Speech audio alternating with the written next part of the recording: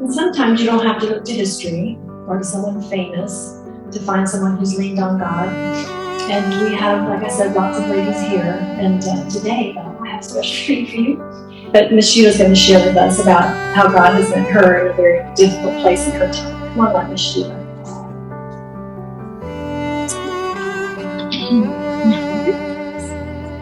Thank you, ladies.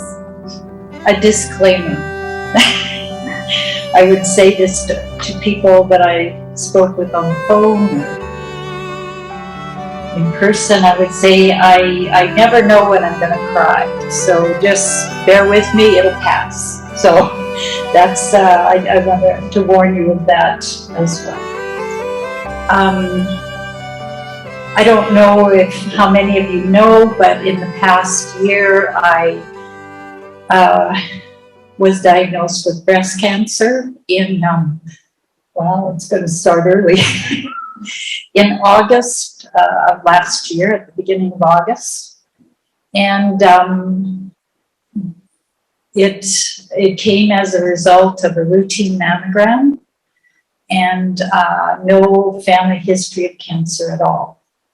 So at the very beginning, I say to all of you women, young women, older women, get your mammograms. Don't put those off.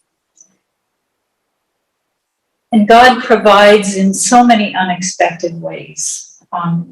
As Jennifer was sharing this morning, I just could affirm so many of the words she spoke. I had to make many times a decision as she related to trust or to fear. And fear is very real. It can grab hold of your mind or my mind for sure. I have a very creative mind, so it can go in places that you can't even imagine. So always throughout the process, that was a choice. She also mentioned that things that happen to us are not necessarily things we would choose or see as good. Give us this day our daily bread. I guess I have in mind what I need today, what I perceive to be my daily bread, what I would like God to provide for my life. But He, I suspect, sees that very differently. He sees my whole life. He doesn't just see today. And so His provision and His definition of daily bread is quite different from mine. So there can be circumstances that He chooses for your provision today that are very difficult. Painful, perhaps, can involve suffering. And I know from speaking with many of you that there are so many women in this room and associated with Christown that have endured incredibly difficult things. And I just really want to acknowledge that. My journey is not the same as yours, but, and it's not that one is harder than the other. It is that God has chosen something for you and He's chosen something else for me because He knows what is the very best for each of us. The one way that He provided for me initially was through His Word. And I was going to bring up, and I forgot, Julia bought me a little purse that zips and it has avocados on it. I love avocados. And I have, since I've been attending Christown, I have been trying to get in the habit of memorizing scripture. And my journey here to Christown, driving each Thursday, is about 50 minutes. So I'm a bit of a nervous driver, I would say. And so it calms me down to take my mind to good places. So I started to write scripture verses on index cards and to repeat them. And for me, memorization comes with repetition. As I get older, it's got to go in a lot of times before it sticks. So I had a whole thing of verses, and after the first mammogram, I, of course, received a call from the doctor's office that said we need to do another mammogram, a diagnostic. That had happened in the past, so I thought, okay, but we would like to get you in quickly, and the facility that has room is across town. So I said, okay, that's fine. So as I'm driving in, strangely enough, it was the journey that I come, the same road I drive to come to Christown. So I opened my little purse and I pulled out verses. And the one verse that I pulled out that day was Romans 12, 1 and 2. So I urge you, brothers and sisters, in view of God's mercy, to offer your bodies as living sacrifices, holy and pleasing to Him. For this is your acceptable and pleasing worship. And then do not be conformed to this world, but be transformed by the renewing of your mind. Probably loosely repeated that, but those are the words.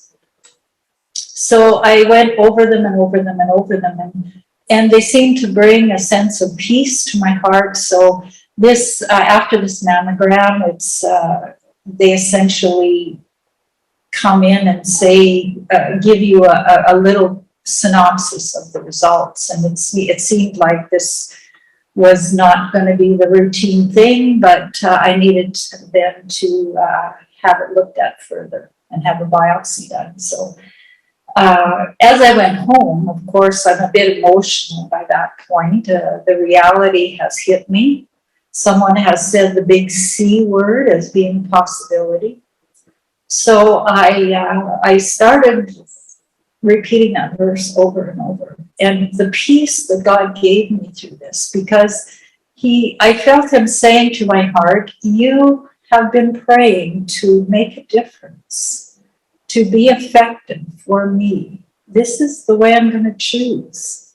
And I want you to offer this, whatever is ahead, as a living sacrifice to me, that I will be glorified. So that's the place that God started me from. And I am so thankful for that, because the reality is that grounded me throughout the episode, throughout the journey.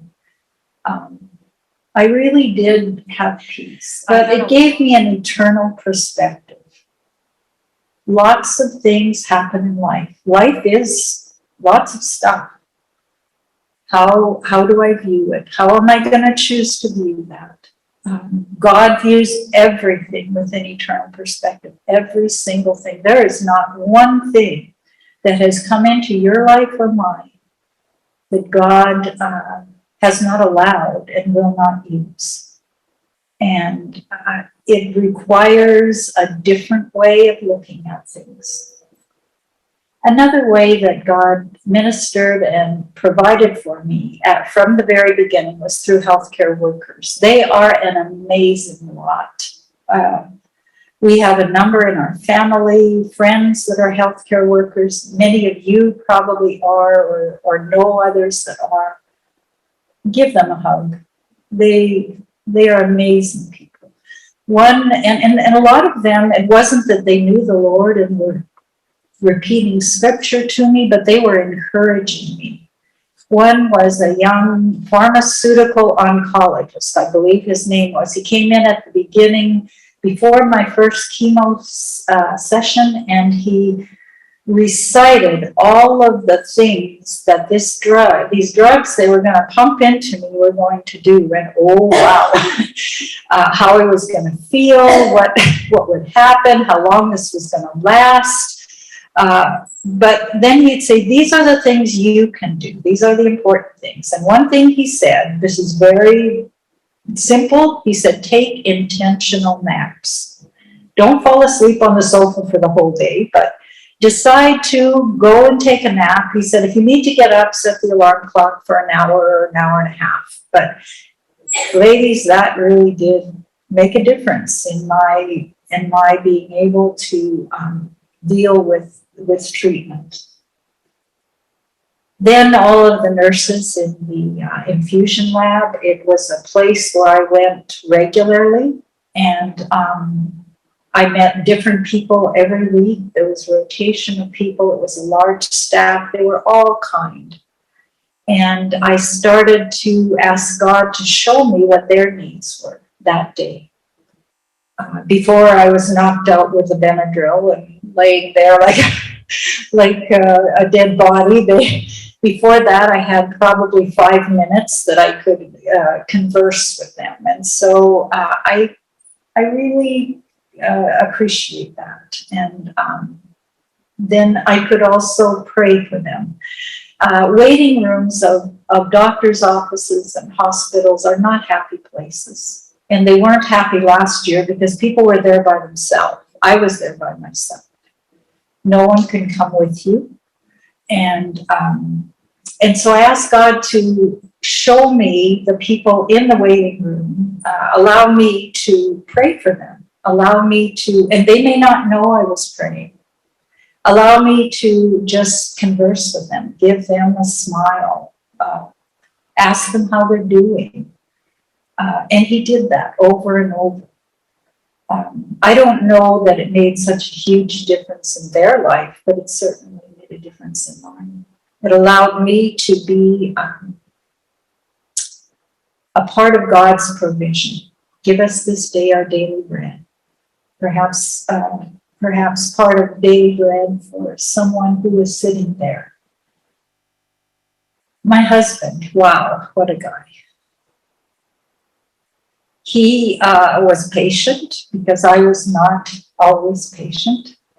I got tired of things. He would ask me on the days of my treatment, what would you like to eat tonight? Because he's also an amazing cook. But so I couldn't think of anything I was interested in eating. I didn't feel good. Food was the last thing I wanted. So he just made these wonderful, healthy, nutritious meals and put them in front of me.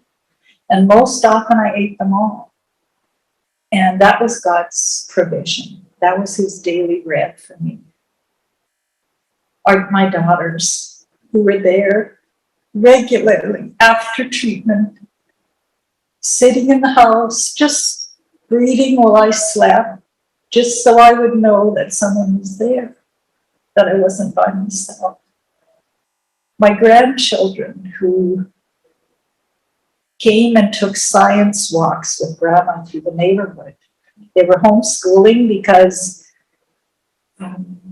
that's the year that it was, but they would go around the block with me and show me all the things through their eyes.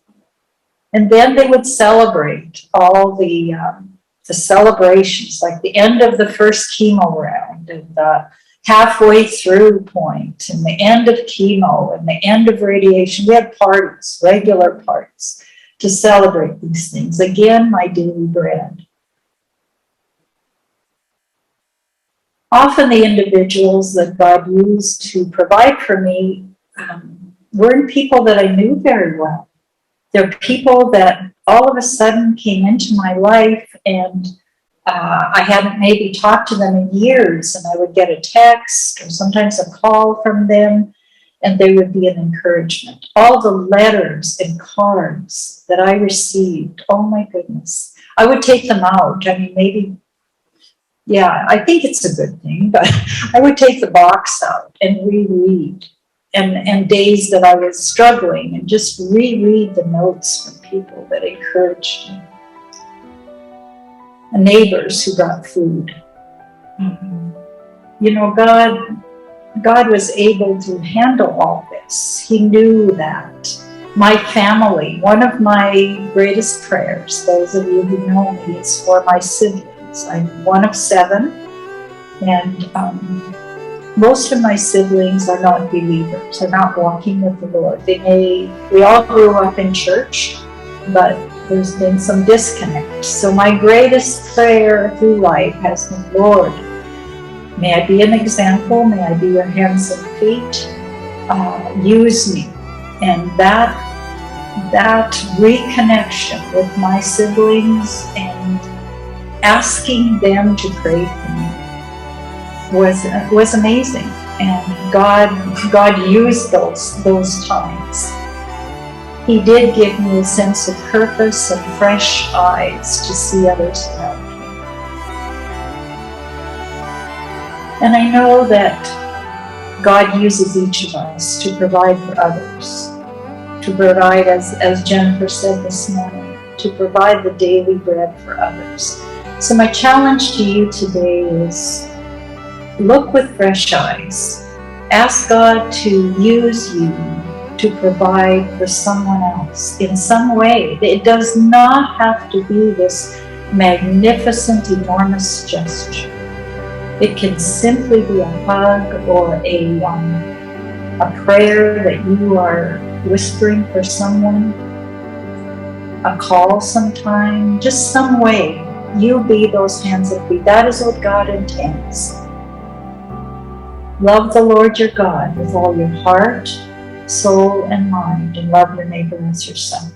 And therein is God's provision for each other.